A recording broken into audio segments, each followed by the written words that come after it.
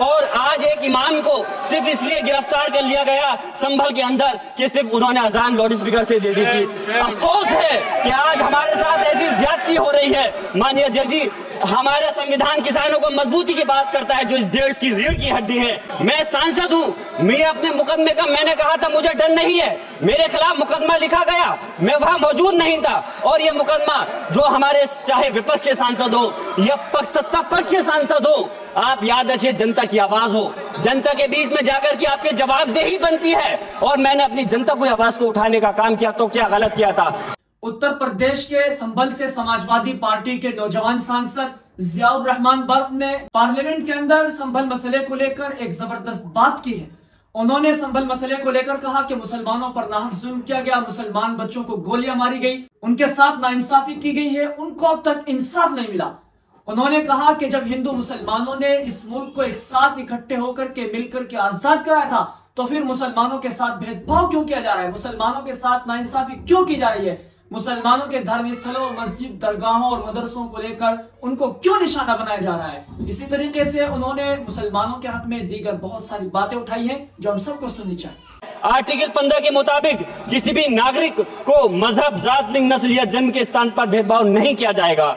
Article 19 में बोलने के, अभिव्यक्ति की आजादी का हक दिया गया है, जो कि हमारे अधिकारी को हक की आवाज को छीनने का आप काम कर रहे हैं। आर्टिकल 25 अपने मजहब को मानने और उस पर अमल करने की आजादी देता है। आर्टिकल 29 के तहत अल्पसंख्यकों के हकों की हिफाजत करने के लिए प्रावधान किए गए हैं, लेकिन आप तो हमारे हकों की छीनना चाहते हैं। माननीय सभापति जी, मैं आपके माध्यम से कहना चाहता हूं कि आर्टिकल 30 के अंदर अपने तालीमी इदारों को कायम करने और उनके चलाने का हक है, लेकिन हमारे साथ ज्यादती हो रही है। यह संविधान को अगर आप कमजोर करेंगे तो याद रखना ये देश कमजोर होगा, हमारा मुल्क कमजोर होगा। जो संविधान के प्रति वफादार नहीं हो सकते वो हमारे मुल्क के प्रति वफादार नहीं हो सकते। मैं उस संभल की सरजमी से आता हूं जहां पर 15 दिन पहले एक संविधान को कमजोर करने का काम किया गया। वहां पे जिस प्रकार से 5 मजलूमों की जान ले ली गई, जिस तरह से 30 से ज्यादा लोगों को गोली मारकर घायल कर दिया गया और 27 से 50 से ज्यादा लोगों के खिलाफ मुकदमा दर्ज किया गया। मैं पूछना चाहता हूं माननीय सभापति जी, मैं सांसद हूं, मैं अपने मुकदमे का मैंने कहा था मुझे डर नहीं है, मेरे खिलाफ मुकदमा लिखा गया, मैं वहां मौजूद नहीं था। और ये मुकदमा जो हमारे चाहे विपक्ष के सांसद हो या सत्ता पक्ष के सांसद हो, आप याद रखिए जनता की आवाज हो, जनता के बीच में जाकर के आपके जवाबदेही बनती है। और मैंने अपनी जनता को आवाज को उठाने का काम किया तो क्या गलत किया था? माननीय सभापति जी, सिर्फ इस बुनियाद पे मुकदमा लिख दिया गया। आज मैं आपको बताना पॉइंट पे बोल रहा हूँ, संविधान पर ही बोल रहा हूँ माननीय सभापति जी। आज मैं चाहता हूँ उन लोगों को इंसाफ मिलना चाहिए जो जिन्होंने ज्यादती की है, उनको सजा मिलनी चाहिए। और आज एक इमाम को सिर्फ इसलिए गिरफ्तार कर लिया गया संभल के अंदर कि सिर्फ उन्होंने अजान लाउड स्पीकर से दे दी थी।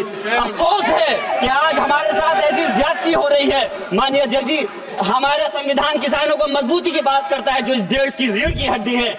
130 किसान जो 10 दिन से ज्यादा समय से जेल में बंद हैं, आप किसानों को हक नहीं दे पा रहे तो किसको हक देने का काम करोगे? मैं अफसोस करता हूँ आज पूरे प्रदेश और मुल्क के अंदर जिस तरह से हमारे लोगों की हिफाजत नहीं की जा रही, एक मॉब लिंचिंग सिर्फ धर्म के नाम पर, अगर कोई मुस्लिम है, ओबीसी है या पिछड़ा समाज का, एससी समाज का है तो नाम पूछ करके उसकी हत्या कर दी जाती है, बुलडोजर चलाए जा रहे हैं। हेट स्पीच, अगर कोई हम कुछ बोलते हैं तो हेट स्पीच करके मुकदमा दर्ज कर देते हैं। और जो हमारे धार्मिक आका हमारे सल्लल्लाहु अलैहि वसल्लम की शान में गुस्ताखी करता है उनके खिलाफ कोई कार्रवाई नहीं। मेरे पास समय कम है, इसलिए तेजी के साथ में मुझे बोलना पड़ रहा है। माननीय सभापति महोदय जी, ये सवाल बंटवारे का नहीं बल्कि हम वतनों के लिए जिनका जमीर मर गया है उनके जमीर को जिंदा करने के लिए है।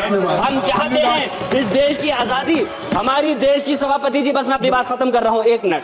हमारी देश की आजादी के लिए मैं ये कोई बंटवारे की बात नहीं कर रहा, लेकिन हमारे मुस्लिम और हिंदू समाज सब लोगों ने मिलकर के इस देश को आजाद कराने का काम किया था। आज उनके साथ ज्यादती क्यों की जा रही है? हम लोग अपने इस मुल्क के अंदर मजबूरी से नहीं रुके बल्कि हम जो है अपनी मर्जी से रुके थे। हमारी मुल्क को आजाद कराने में हजारों लाखों मुसलमानों ने शहीद हुए थे। माननीय सभापति जी, कंक्लूड कर रहा हूँ बात। राजकुमार से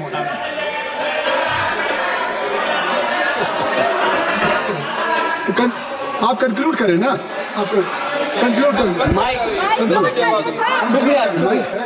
शुक्रिया माननीय सभापति जी। मैं एक मुस्लिम और अल्पसंख्यक रहनुमा के तौर पर मैं अपनी बिरादरी के लिए खास हक के मुताबिक नहीं करता। मैं सिर्फ ये चाहता हूं कि आईना के बाद संविधान के मुताबिक हर नागरिक के लिए जो वादा किया गया उसे पूरा हो, हुकूमत से कमजोर की हिफाजत को यकीनी बनाए और नफरत फैलाने वालों को सजा दे।